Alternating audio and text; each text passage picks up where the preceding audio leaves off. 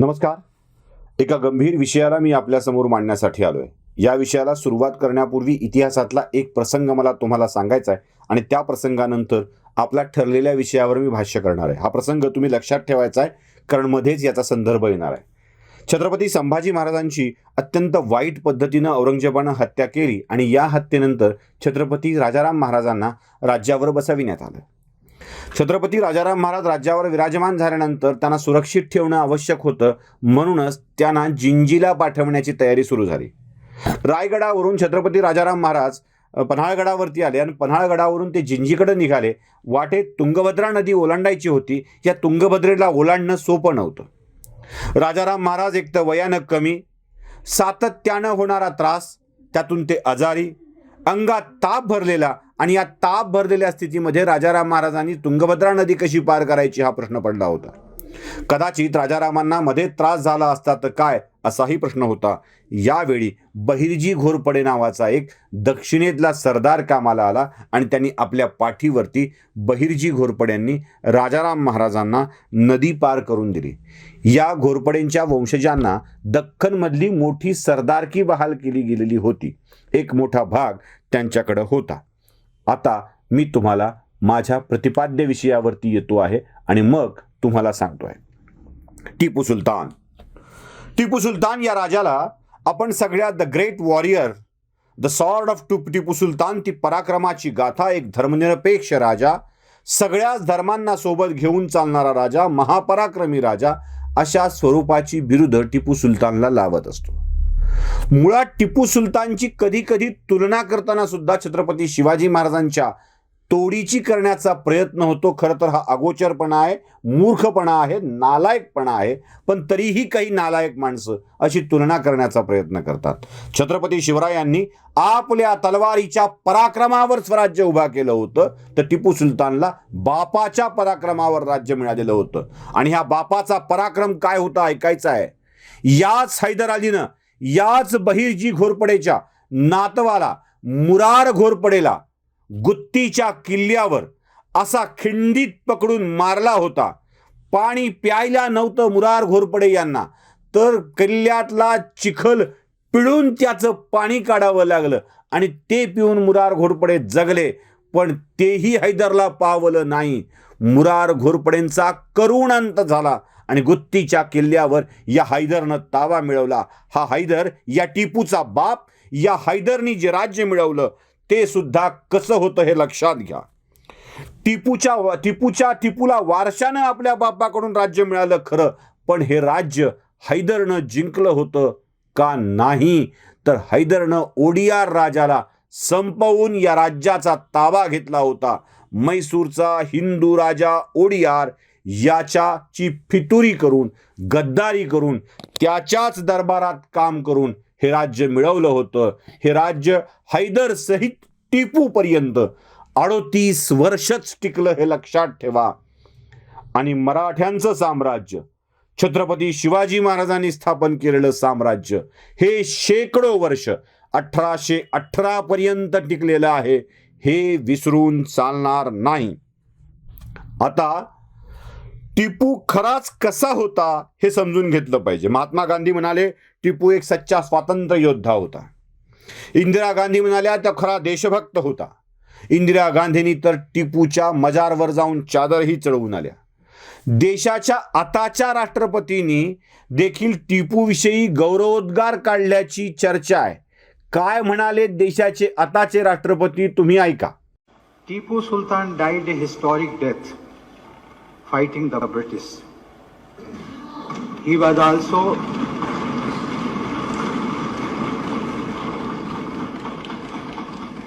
also a pioneer in the development and use of Mysore rockets in warfare.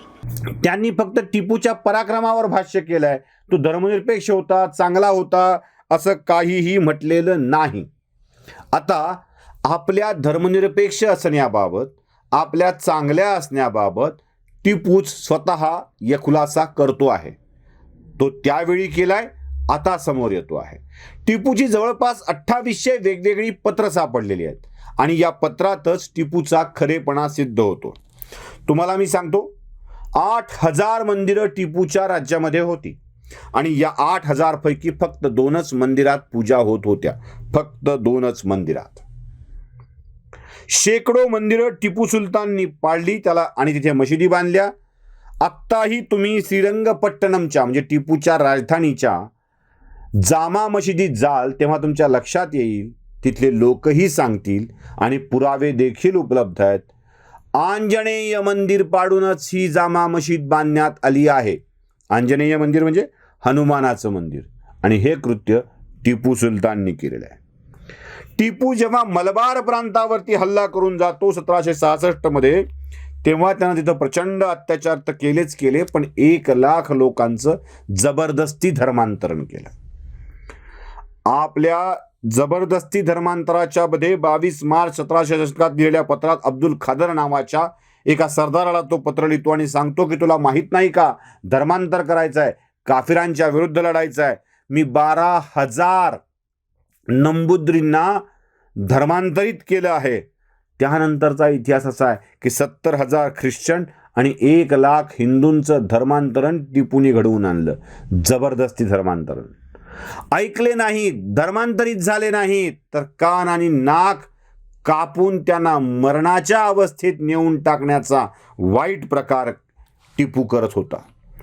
कुर्गमध्ये हा प्रकार त्यानं केलेला आहे. कुर्गच्या लढाईत जेवढे सैनिक हरले तेवढ्यांची नाक आणि कान कापून टिपूनं त्यांना सोडून दिलं होतं. त्या बिचारांना मरण्याशिवाय कोणताच पर्याय उरला नाही. मला आणखी एक प्रसंग सांगायचा आहे. मेलकोटा गावामध्ये जा, कर्नाटकातल्या त्या श्रीरंगपट्टणमच्या जवळ आहे. त्या गावात आजही दिवाळी साजरी होत नाही. आजही. त्याचं कारण ऐन दिवाळीच्या दिवशी टिपू सुलताननं 700 लोकांची कत्तल केली होती. 700 हिंदूंची कत्तल. ऐकत नाहीत, धर्मांतरित होत नाहीत म्हणून.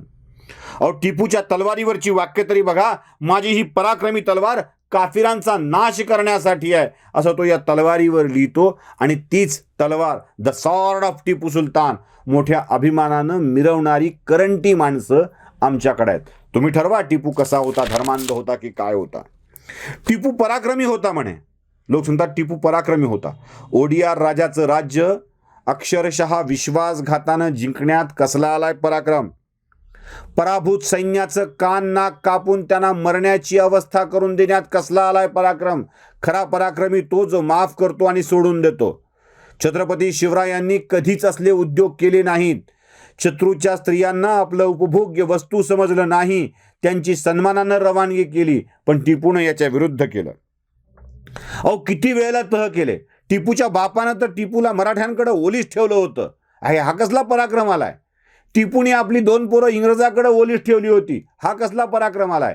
अहो, यांना जगण्यासाठी आपल्या लेकराबाळांना ओलीस ठेवावं लागतं आणि तो म्हणजे पराक्रमी म्हणे. भारतीय राजांशी देखील टिपूनं पंगा घेतला आहे. ब्रिटिशांशी लढणे हा एकमेव पराक्रम मानायचा असेल तर मग मराठ्यांशी का लढला, निजामांशी का लढला, ओडियारला धोका का दिला, असे अनेक प्रश्न विचारावे लागतील. ब्रिटिश त्याच्या राज्यावर चाल करून गेले म्हणून त्याने विरोध केला, म्हणून तो ब्रिटिशांच्या विरोधातला देशभक्त. असली बिरुद लावणं चूक आहे. मुळातच या टिपूनं देशातल्या एका चांगल्या राजाचं राज्य बळजबरी हिसकावून घेतलं होतं, ओडियार राजाचं. हे आपण सोयीस्कररित्या विसरतो. टिपूचे आणि मराठ्यांचे युद्ध झाले आहेत हे आपण सोयीस्कररित्या विसरतो. टिपूचे आणि निजामाचे युद्ध झाले आहेत हे आपण सोयीस्कररित्या विसरतो. टिपूनी या देशातल्याच सम्राटांना खूप त्रास दिला आहे.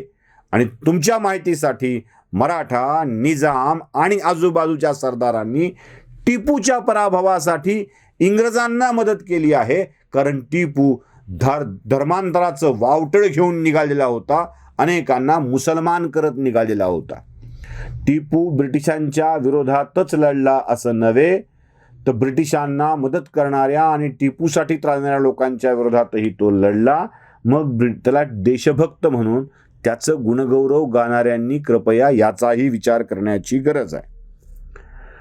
टिपूनं मराठा साम्राज्याला पाठवलेलं एक पत्र खूप महत्त्वाचं आहे आणि टिपूच्या विषयातल्या 3ऱ्या मुद्द्याचा खुलासा करणार आहे. मुद्दा हा आहे की टिपूने हिंदू धर्मीयांना मदत केली आहे, देवळांना मदत केली आहे, शंकराचार्यांना मदत केली आहे. वस्तुस्थिती काय आहे?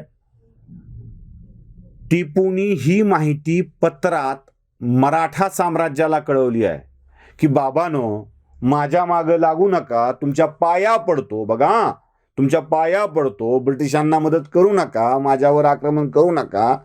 तुम्ही म्हणताय तसं मी हिंदूंना मदत करतोय, ब्राह्मणांना दान करतोय, मंदिरं उभी करतोय, एवढंच काय शंकराचार्यांच्या मिरवणुकीत सहभागी होतोय, तुम्ही म्हणताल तसं करतोय. फटकई ती टिपू की मराठ्यांना पत्र पाठवून याचना करून मी तुम्ही सांगताय तसं हिंदूंना मदत करतो, कृपया माझ्या विरोधात ब्रिटिशांना मदत करू नका आणि माझ्यावर आक्रमण करू नका अशी याचना करून मराठ्यांच्या दरबारात पत्र पाठवणारा टिपू कसला आलाय पराक्रमी. अहो, या टिपूचा अंत कसा झाला ते देखील समजून घ्या.